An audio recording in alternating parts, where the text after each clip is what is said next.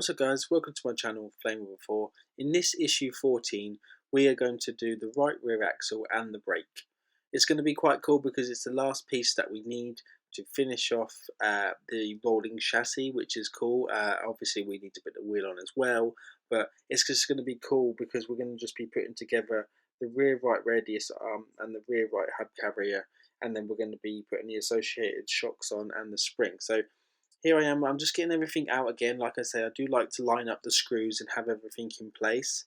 The first thing that you need to do when you're assembling this is using the rear right radius arm. You need to attach the rear right hub carrier, and then the screws that you want to be using on that section are going to be CM screws. So basically you need to attach that together like so. Once you've done that, you're going to need to insert the end of the link into the hole, into the bracket, and then you're going to have to attach that by putting in an EM screw. And then once you've done that, you want to attach it to the chassis body, and there's like a little locating lug on there as well, which will be attached with a BM screw. So it's quite good stuff. It's really good, really simple to do. I really enjoyed this build thoroughly, I really do.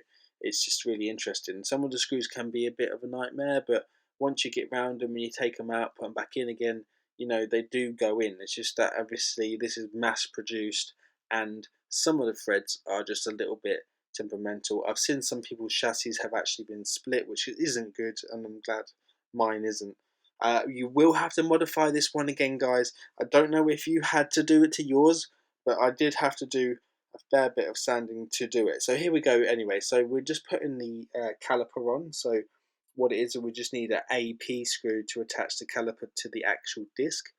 And then here I am modifying them parts again. So I had to sand down the part that kind of where they all hold together. So where the brake discs hold on to the suspension and where it holds on to the kind of like the trailing arm that goes up, there's one long screw that goes through that holds the whole thing together, and unfortunately that it's got too much paint and it doesn't seem to sort of like maneuver very well, so I needed to use a lot of sanding to do that. Once you got it all together, remember, use the EM screw in the top to hold it together in place.